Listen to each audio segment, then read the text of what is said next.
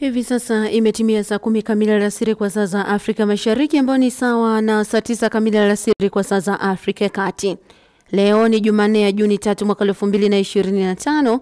Hujambo msikilizaji, na huu ni wasaa mseto leo, na kwanza tunaanza na makala ya duru zetu la siri inayokuletea dakika 30 za habari, uchambuzi, uchumi na biashara na michezo na burudani. Uko nami Amina Deogratias Semagogwa. Tulionayo alasiri ya leo: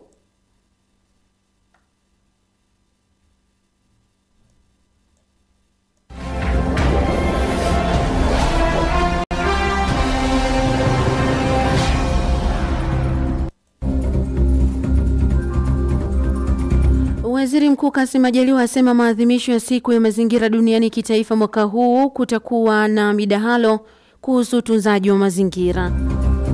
Wakala wa ufundi na umeme TEMESA mkoani Mwanza umesema jitihada zinaendelea ili kuboresha huduma za vivuko vya Kigongo Busisi. Na bilionea wa Marekani Bill Gates ametangaza leo Jumanne kwamba kiasi kikubwa cha mapato ya wakfu wa Gates cha dola bilioni 200 kitatumika barani Afrika. Tuma maoni yako kwa taarifa utakazozisikia katika makala hii kupitia nambari yetu ya 0692573615 ukitueleza nini maoni yako juu ya taarifa hizi, na ujumbe wako nitausoma hapo baadaye.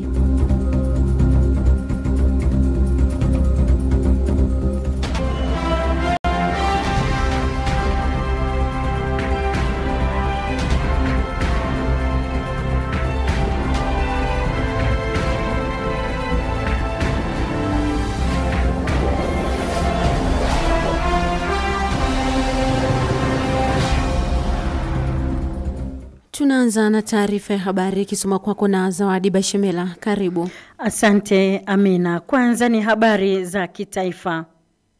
Waziri Mkuu Kassim Majaliwa amesema katika kuadhimisha siku ya mazingira duniani kitaifa mwaka huu kutakuwa na midahalo itakayohusisha makundi mbalimbali kuhusu utunzaji wa mazingira kwa kudhibiti uchafuzi utokanao na taka za plastiki. Majaliwa amesema hayo leo wakati wa kongamano la vijana kuhusu hifadhi na usimamizi wa mazingira lililofanyika katika ukumbi wa mikutano wa maktaba mpya ya Chuo Kikuu cha Dar es Salaam. Amesema maadhimisho hayo kitaifa yanatarajiwa kufanyika siku ya mazingira duniani ambayo ni Juni 5 mkoani Dodoma, yakiwa na kauli mbiu ya kitaifa inayosema mazingira yetu na Tanzania ijayo, tuwajibike sasa kudhibiti matumizi ya plastiki. Waziri Mkuu Majaliwa ameongeza kuwa mdahalo huo kuhusu utunzaji wa mazingira utakusanya maoni yatakayoiwezesha serikali kuongeza uwezo pamoja na kufanya marekebisho ya sheria na kanuni zitakazosimamia mazingira nchini. Wakala wa ufundi na umeme TEMESA mkoani Mwanza umesema jitihada zinaendelea ili kuboresha huduma za vivuko vya Kigongo Busisi vinavyofanya safari zake kati ya Ziwa Victoria, kati ya Misungwi na Sengerema mkoani Mwanza, ikiwa ni pamoja na tatizo la ukosefu wa chenji unaowakabili wasafiri. Msimamizi wa vivuko vya Kigongo Busisi, Mhandisi Mdoka Kibonde, ameiambia Radio Kwizera leo kufuatia malalamiko ya wasafiri waliolipa shilingi 400 kwa safari kwa wahudumu wakidai kukosa chenji na hivyo kulazimika kuacha shilingi 100 kila mara kutokana na ukosefu wa chenji. Mhandisi Kibonde ametaja mikakati inayochukuliwa kuwa ni pamoja na wizara kukaa na wadau ili kuangalia uwezekano wa kuongeza nauli hadi shilingi 500 na kufungua njia ya waenda kwa miguu katika daraja la Magufuli lililoko eneo hilo. Kila mheshimiwa mkuu wa mkoa tarehe 10 Mei alikuja akaongea na wananchi, akawaelezea, akawaambia bwana, kwa hivi karibuni taanza kupita kwenye daraja hili jipya. Kwa ndani ya siku kadhaa hivi akija kukagua itaanza kuna sehemu ya diversion ambao watu itabidi tu wapite. Lakini akaeleza ni kweli na yeye anatambua kuna hiyo changamoto ya change. Mhandisi Kibonde amesema wamekuwa wakitegemea chenji kutoka Benki Kuu ya Tanzania BOT, lakini mahitaji yake yamekuwa makubwa kuliko zinazopatikana, ambapo upatikanaji huo umepungua pia hata katika taasisi za kidini. Waziri wa Afya Jenista Mhagama amesema wizara yake itapambana kuhakikisha mifumo ya vipimo vinavyofanywa kwa wagonjwa visomane katika hospitali zote nchini. Akifanya majumuisho ya hoja mbalimbali za wabunge waliochangia hotuba yake ya makadirio ya mapato na matumizi ya fedha ya Wizara ya Afya kwa mwaka wa 2025-2026, Waziri Mhagama amesema tayari wameanza na baadhi ya hospitali za rufani za mikoa na za kanda, na sasa wanaelekeza nguvu kwenye hospitali nyingine za chini. Amesema haiwezekani mgonjwa kuwa anatoka mkoa mmoja amepimwa, lakini akifika mkoa mwingine atatakiwa kupimwa upya kipimo kile kile, na kwamba hali hiyo husababisha kumuongezea gharama mgonjwa. Hapo jana akiwasilisha bungeni hotuba ya makadirio ya mapato na matumizi ya fedha ya wizara yake kwa mwaka 2025-2026, Waziri Mhagama alisema kuwa bajeti hiyo ina vipaumbele 10. Baadhi ya vipaumbele hivyo ni kuimarisha upatikanaji na ubora wa huduma za afya zinazotolewa katika ngazi zote kuanzia zahanati hadi taifa, kuimarisha mifumo ya ugharamiaji wa huduma za afya nchini, ikiwa ni pamoja na kuendelea na utekelezaji wa sheria ya bima ya afya kwa wote. Tayari leo mchana wabunge wamepitisha bajeti ya wizara hiyo yenye makadirio ya shilingi trilioni 1.6 ili kuweza kutekeleza malengo ya vipaumbele iliyojiwekea kwa mwaka wa 2025-2026. Na sasa ni habari za kimataifa. Bilionea wa Marekani Bill Gates ametangaza leo Jumanne kwamba kiasi kikubwa cha mapato ya wakfu wa Gates cha dola bilioni 200 kitatumika barani Afrika katika kipindi cha miongo miwili ijayo.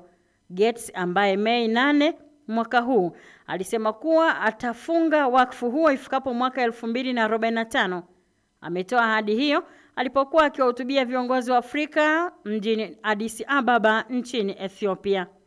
Amewaambia viongozi hao sehemu kubwa ya fedha hizo zitaelekezwa katika utatuzi wa changamoto barani Afrika, huku akihimiza uimarishaji wa sekta ya afya na maendeleo kupitia ushirikiano na ufumbuzi. Aidha, ameyataja mataifa ya Ethiopia, Msumbiji, Nigeria, Rwanda, Zambia na Zimbabwe kama mifano ya nchi zilizoonesha uongozi thabiti unaokuza uvumbuzi.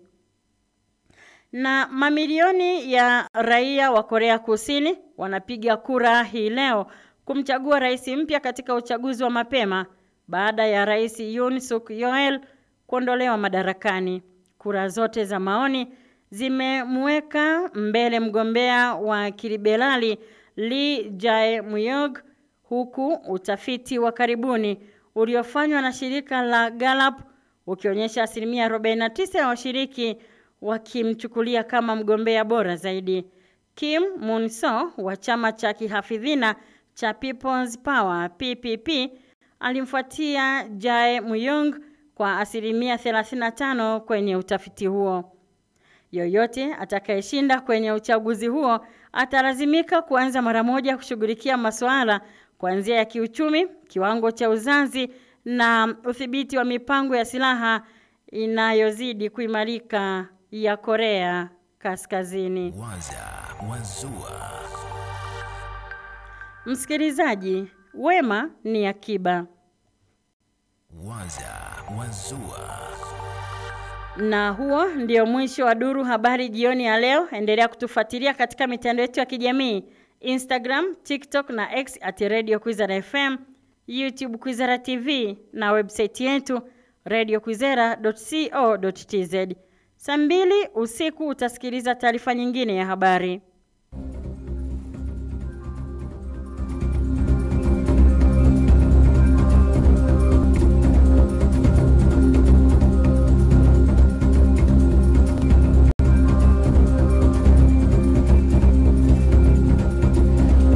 Taarifa ya habari imesomwa kwako na Zawadi Bashemela, na unaendelea kusikiliza makala hii ya duru zetu alasiri kutoka Radio Kwizera FM, na kusihi uendelee kuchangia kupitia nambari yetu ya 0692573615 na ujumbe wako nitausoma hapo baadaye.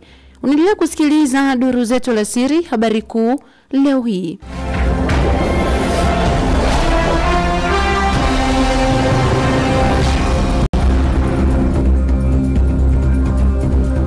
Waziri Mkuu Kassim Majaliwa amesema maadhimisho ya siku ya mazingira duniani kitaifa mwaka huu kutakuwa na midahalo kuhusu utunzaji wa mazingira. Wakala wa ufundi na umeme TEMESA mkoa wa Mwanza umesema jitihada zinaendelea ili kuboresha huduma za vivuko vya Kigogo Busisi. Na bilionea wa Marekani Bill Gates ametangaza leo Jumanne kwamba kiasi kikubwa cha mapato cha wakfu wa Gates cha dola bilioni 200 kitatumika barani Afrika.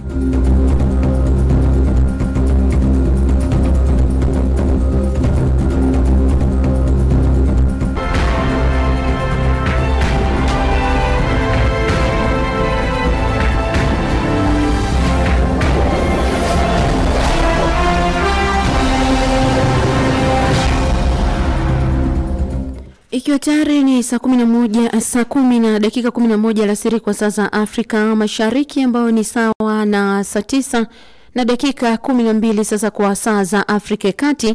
Kama ndio kwanza unaungana nasi, hii ni Radio Kwizera FM ambayo inakutangazia moja kwa moja kutoka mjini Ngara, Kagera nchini Tanzania. Na sasa msikilizaji, wa sawa uchambuzi yakinifu habari zetu. Kamanda wa kanda maalum ya Dar es Salaam Jumanne Mliro amesema wanawashikilia baadhi ya waumini wa kanisa la Ufufuo na Uzima la Askofu Josephat Gwajima lililopo Ubungo jijini Dar es Salaam. Kamanda Mlilo amesema hayo leo akizungumza na moja ya chombo cha habari hapa nchini kuhusu kukamatwa kwa waumini hao waliokaidi kanisa hilo kufungwa. Itakumbukwa jana serikali ilitangaza kulifuta kanisa hilo linalomilikiwa na Askofu Gwajima kwa madai limekiuka sheria ya Jumuiya sura ya 337 kwa kutoa mahubiri yenye mwelekeo wa kisiasa na nia ya kuichonganisha serikali na wananchi. Viongozi wa dini wanalizungumzia vipi swala hilo? Mwenzangu Peter Lusaya amezungumza na mwenyekiti wa Jumuiya ya Kiislamu ya Istikama wa mkoa wa Mwanza, Sheikh Mwamba Hussein Mwamba, na mchungaji Dr. Jacobo Mutashi wa kanisa la TAG Kiloleni jijini Mwanza. Mimi hatua hii binafsi kwa kweli siridhiki nayo, na niseme tu kwamba mimi naipongeza serikali kwa sababu mimi ni kiongozi wa dini na ni shekhe wa mkoa wa Mwanza kwa taasisi ama jumuiya ya ISWAT, Istiqama Sunni wal Jamaa Tanzania. Viongozi wa dini tuna mikoa yetu na tuna mipaka yetu. Msikiti ni sehemu ya kuabudia, lakini msikiti ni sehemu ya kuongoza watu. Ni sawasawa na makanisa. Kanisa linatakiwa liwajenge waumini wake katika utaratibu wa nidhamu na mpangilio. Sisi Waislamu tumeambiwa tumtii Mungu na wale wenye mamlaka kwetu sisi. Lakini kwa mfano wewe kiongozi wa dini unapoonekana kwamba unajaribu kushambulia, halafu unayemshambulia ni kiongozi wa nchi, tena cha kumvunjia heshima mbele za watu bila kujali kwamba huyu mtu kuna watu ambao nyuma yake wanamheshimu, hii si katika taratibu ya dini. Na sasa kanisa ndio limefungiwa, lakini aliyefanya kosa ni askofu. Kwa nini waumini wote waadhibiwe kwa kosa alilofanya askofu? Okay, waumini wanaadhibiwa kwa sababu moja. Mtego wa panya huingia kuwemo na asiye kuwemo. Wale waumini wote si kama ni wenda wazimu, wana kizao timamu. Lakini katika hali ya kumsikiliza kiongozi wao wa dini, sikumwona mtu ambaye ana crash ama anasikitika mle, bali watu wote walikuwa wanashabikia na kuonyesha mikono, na baadhi yao wanasimama wima kuonyesha kwamba achozungumza mheshimiwa Gwajima yuko sahihi. Madhehebu yote ya dini yote tuna usajili kabisa wa serikali, na usajili wetu na conditions mbalimbali kutokana na katiba ya kila dhehebu au kila dini, na hasa niseme kila dhehebu. Kwa kuwa wewe ni kiongozi wa dini, unaweza kusaidia ni wakati upi ambapo unaongea masuala ya kisiasa na ni wakati upi ambapo hauongei masuala ya kisiasa? Iko wazi, tumeonywa mara nyingi sana, wanasiasa msitumie viongozi wa dini msitumie mimbari yenu, msitumie madhabahu zenu ku-advertise mambo ya siasa. Tumeonywa mara nyingi tu, wengi wetu tumezingatia, na hiyo haizuii mtu kuwa na kuonyesha yeye yuko chama gani au anapenda siasa ya aina gani. Kwanza ni muhimu ili kuweza kujua nafasi ya kiongozi wa dini katika. Asante sana Peter Lusaya na mitazamo ya viongozi hao wa dini. Na katika kulitazama hilo, mwenzangu Laurent Gelvas amezungumza na mchambuzi wa masuala ya kisiasa na kijamii Bwana Baraka John Chambala, ambaye ameanza kwa kuelezea siasa ni nini?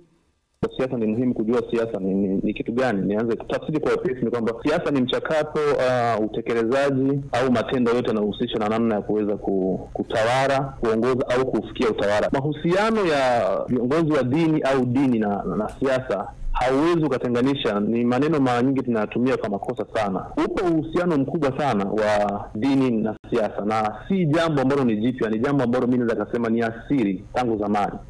Kwa sababu tunasema, kwa mfano sisi wa Kristo tunasema Mungu ni mfalme wa falme. Mfalme ni mwanasiasa. Kwa hiyo huwezi kusema kwamba Mungu hafanyi siasa. Mfalme ni mwanasiasa kwa sababu anahusishwa na masuala ya utawala, kutawala watu, lazima awe na sera, lazima atengeneze sheria. Unaweza ukaona kwamba pale ambapo wanaona ya kwamba dini inawasaidia, hiyo kauli ya kusema siasa, dini siingilie siasa inakuwa haipo. Ni pale tu maslahi yao yanapoonekana kwamba yanaondolewa na mtu wa dini au dini inaondoa maslahi yao ya kisiasa, ndio inakuja kuwa tatizo. Naam.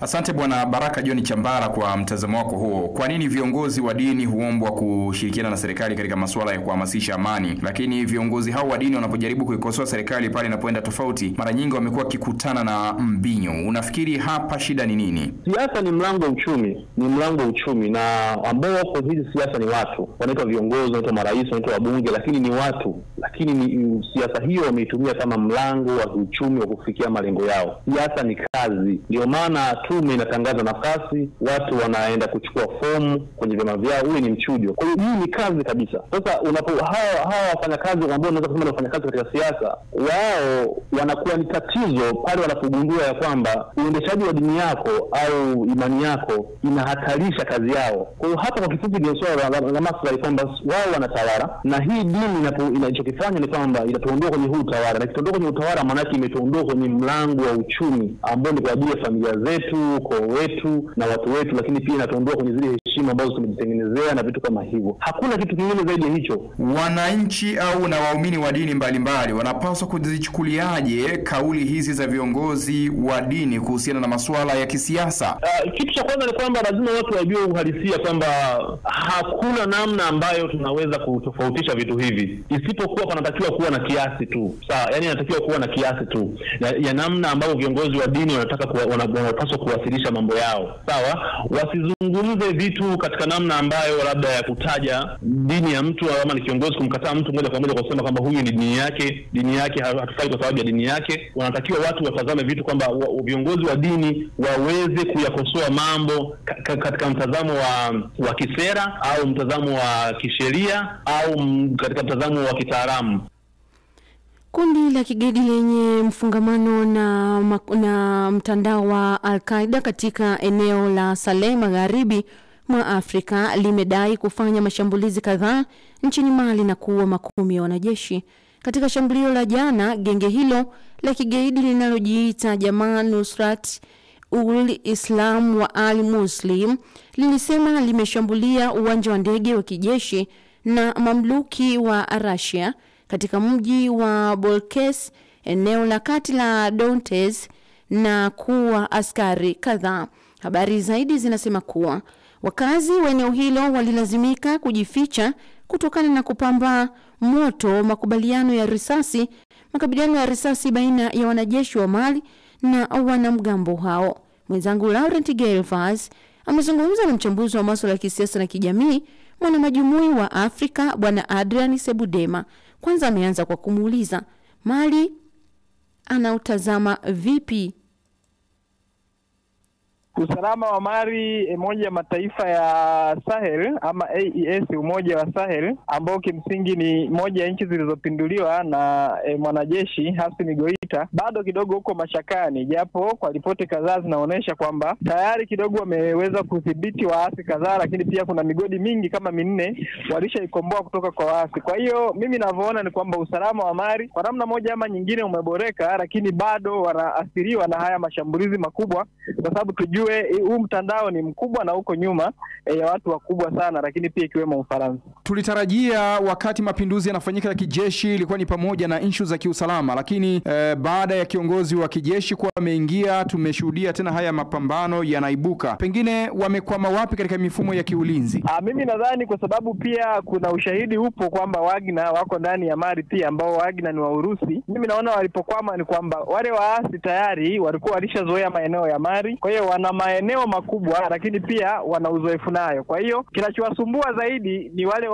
waasi kuwa na uzoefu, ama wale magaidi kuwa na uzoefu na Mali. Kwa hata wao inakuwa ni vigumu sana kwenda kuwashambulia moja kwa moja. Inabidi watumie akili kubwa, lakini pia uwezo mkubwa. Sasa tukumbuke nchi nyingi za Afrika bado hazitumii satellite zenyewe. Inabidi zikodi ama zitafute sehemu maalum kwa ajili ya hiyo satellite. Kwa mimi binafsi naona wanapokwama ni kwamba hawana uwezo na teknolojia kubwa ambayo inaweza ikawachukulia ama kuwashambulia waasi moja kwa moja. Yaani ile direct target wanasema. Kwa mimi naona wamekwama hapo. Uwepo wa vikosi hivi vya Wagner kutoka Urusi ndani ya nchi ya Mali vinaweza kusaidia kwa kiasi fulani kukabiliana na wanamgambo hawa wenye itikadi kali? Bila shaka ilionekana zamani kwamba hawa ndio wataenda kusaidia na ndio itakuwa mwarobaini kwa hawa waasi, lakini pia hawa magaidi ambao wanaisumbua Mali, lakini pia hata Burkina Faso na Niger. Lakini kwa namna moja ama nyingine tunaweza tukaona hata juzi ni kwamba Burkina Faso wamekamata magaidi wengi wakiwa wanatumia mbinu nyingi. Kwa hawa magaidi ni kwamba wakionekana wanatumia mbinu fulani, wakathibitiwa, wanabadili mfumo mwingine. Wakionekana wanatumia mbinu hii, wanabadili mfumo mwingine. Kwa hiyo bado sana Wagner inabidi watumie nguvu kubwa, lakini pia Wagner wakubali kuwasaidia Mali. Wakiwasaidia, mimi naamini watashinda, kwa sababu kama waliweza kukomboa miji migumu sana kama Bakhmut pale kwa Ukraine, hawezi kushinda kuwasaidia watu wa Mali, na Mali wakasaidiana nao wakajikomboa. Lakini chonde lazima Mali wajidhatiti kujikomboa wenyewe ili kudumisha usalama na amani katika taifa hili la Mali. Unafikiri kiongozi wa Mali Kanali Assimi Goita anapaswa kufanya nini hasa? Cha kwanza ni kuendelea kutumia bajeti kubwa kuimarisha vikosi vyake vya ulinzi na usalama. Cha pili kuhakikisha anaongeza bajeti kubwa ya ulinzi na usalama ili wanunue silaha za kivita ambazo ni za kisasa. Lakini kwa upande mwingine, kwa wale waasi na wale magaidi ambao ni wazawa, wanaweza wakafanya mazungumzo nao. Wakiona wameshindwa, sasa ndio hivyo vifaa vya kijeshi vitumike. Ni mwenzangu Laurent Gelvas wakati akizungumza na mchambuzi wa masuala ya kisiasa na kijamii na mwanamajumui wa Afrika Bwana Adrian Sebudema.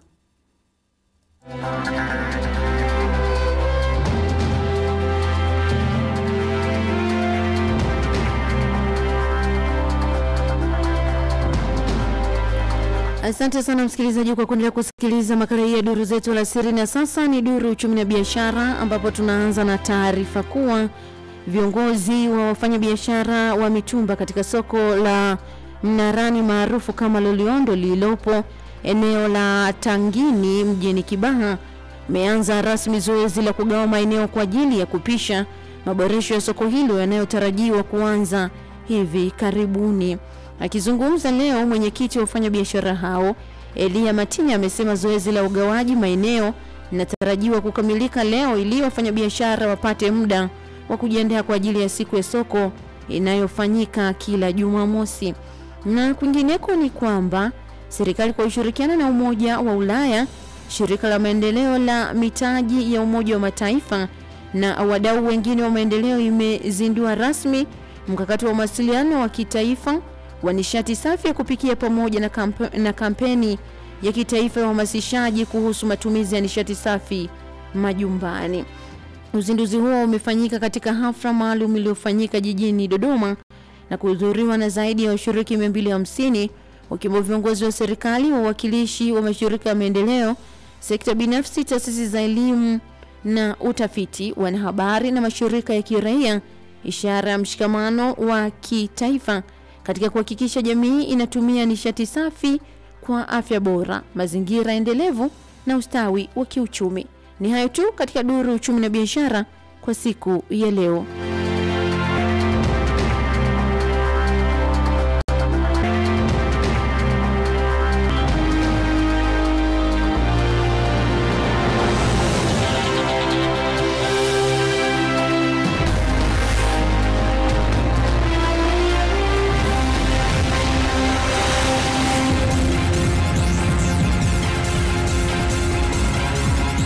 Sasa msikilizaji, ni wasaa wa Duru Michezoni na Marco Pastori. Karibu.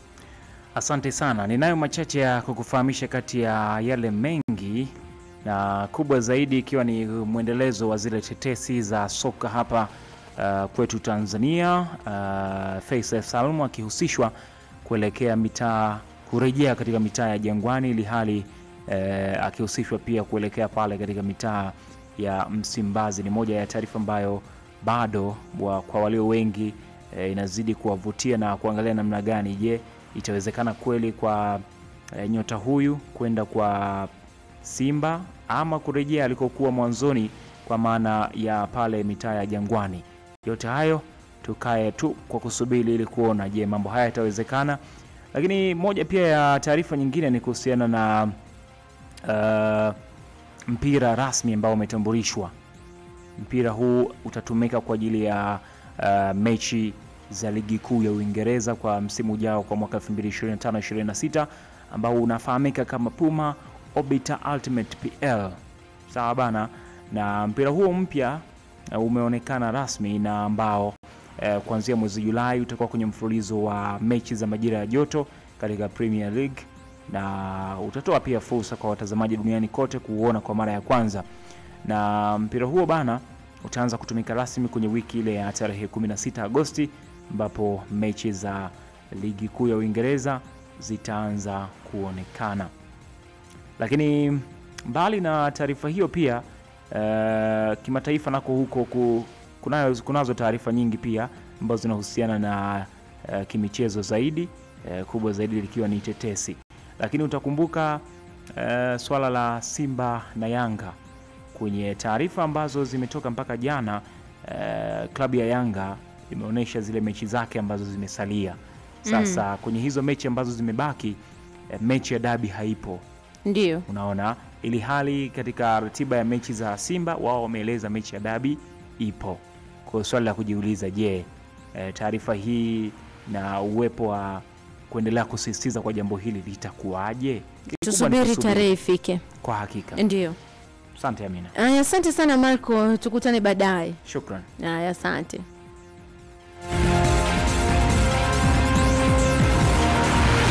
Kwa taarifa hizo za michezo na burudani, msikilizaji, sasa napata wasaa wa kutazama ujumbe wako ambao umetutumia ukichangia taarifa zetu.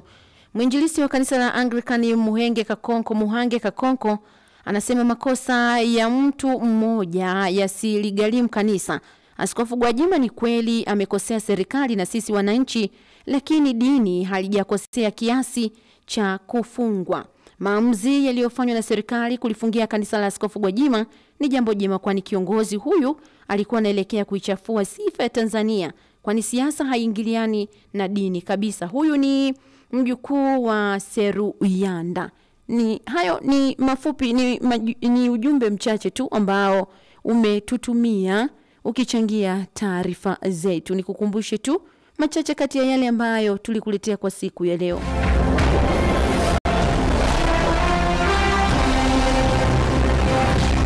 Waziri Mkuu Kassim Majaliwa asema maadhimisho ya siku ya mazingira duniani kitaifa mwaka huu kutakuwa na midahalo kuhusu utunzaji wa mazingira.